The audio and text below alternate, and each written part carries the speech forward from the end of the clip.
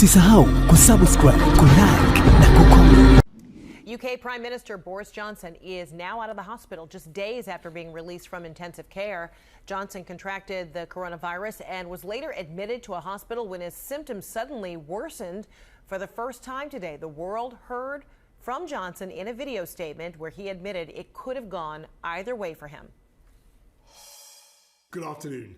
I've today left hospital after a week in which the NHS has saved my life, no question. It's hard to find words to express my debt, but before I come to that, I want to thank everyone in the entire UK for the effort and the sacrifice you have made and are making. When the sun is out and the kids are at home, when the whole natural world seems at its loveliest and the outdoors is so inviting, I can only imagine how tough it has been to follow the rules on social distancing. I thank you because so many millions and millions of people across this country have been doing the right thing. Millions going through the hardship of self-isolation, faithfully, patiently, and with thought and care for others as well as for themselves. I want you to know that this Easter Sunday, I do believe that your efforts are worth it and are daily proving their worth. Because although we mourn every day those who are taken from us in such numbers, and though the struggle is by no means over, we are now making progress in this incredible national battle against coronavirus. A fight we never picked against an enemy we still don't entirely understand. We're making progress in this national battle because the British public formed a human shield around this country's greatest national asset, our National Health Service. We understood and we decided that if together we could keep our NHS safe, if we could stop our NHS from being overwhelmed, then we could not be beaten, and this country would rise together and overcome this challenge as we have overcome so many challenges in the past. In the last 7 days, I have, of course, seen the pressure that the NHS is under. I've seen the personal courage, not just of the doctors and nurses, but of everyone, the cleaners, the cooks, the healthcare workers of every description, physios, radiographers, pharmacists, who've kept coming to work, kept putting themselves in harm's way, kept risking this deadly virus. It is thanks to that courage, that devotion, that duty, and that love that our NHS has been unbeatable. I want to pay my own thanks to the utterly brilliant doctors, leaders in their fields, men and women, but several of them for some reason called Nick, who took some crucial decisions a few days ago for which I will be grateful for the rest of my life. I want to thank the many nurses, men and women, whose care has been so astonishing. I'm going to forget some names, so please forgive me, but I want to thank Poling and Shannon and Emily and Angel and Connie and Becky and Rachel and Nikki and Anne. And I hope they won't mind if I mention in particular two nurses who stood by my bedside for 48 hours when things could have gone either way.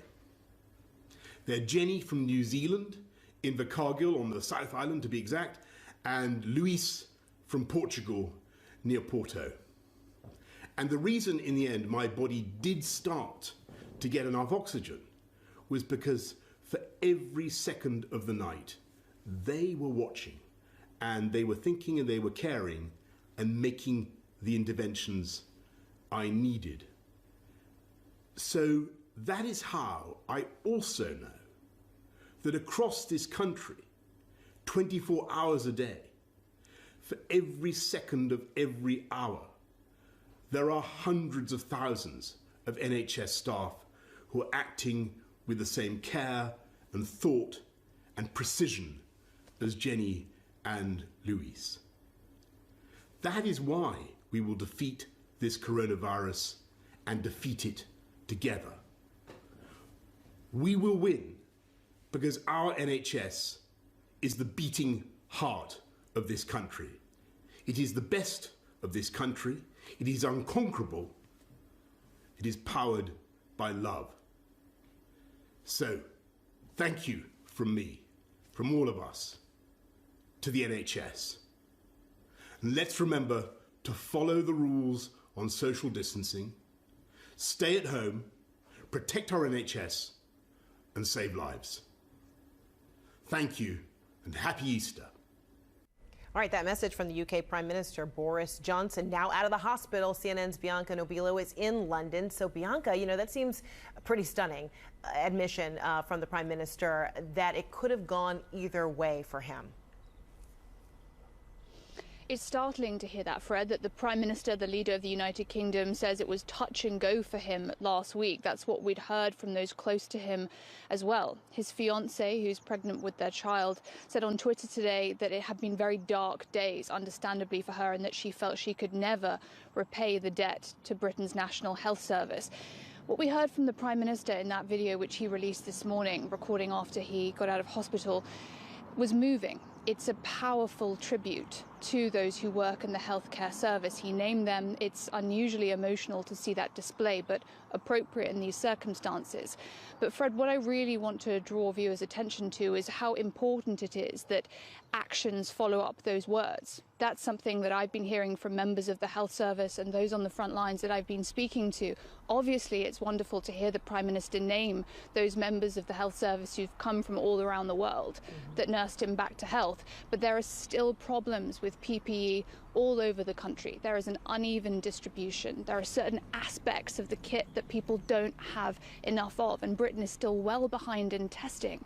Also, this message comes on the day that Britain has hit the somber milestone, as the Health Secretary called it, of over 10,000 confirmed coronavirus-related deaths in the country, 737 recorded in the last 24 hours alone. And that's just hospital deaths, Fred. That's not those who've died in care homes, in prisons, or in their own homes. So it's so important that while we have this sensational and important story about the Prime Minister's health, never, ever to lose sight of what is happening in the country at large. So with that said, are the expectations high that, given his personal experience, that some of those things might be addressed? That is the hope, and that was the pressure that was being put on the Health Secretary in the conference today. He was being asked questions about the personal protective equipment that still isn't coming into the hands of those who need it. The Prime Minister has clearly expressed his gratitude for the health service, and I'm sure will have an even more renewed dedication to providing it for them. But that is where the focus needs to be now, and I'm sure it will be in the coming weeks. But he is going to be recovering at Chequers, which is the Prime Minister's estate, tucked away in the country in Buckinghamshire, 16th century manor house. So he won't be leading in the same way as he was a couple of weeks ago. We don't know for yet how long he's going to be there. Dominic Raab is still technically leading the country and deputising for the Prime Minister. But Fred, all of the attention now is going to be making sure that those medics get what they need. Looking for that follow-up. All right, Bianca Nobilo, thank you so much in London. Usisahau kusubscribe, kulike na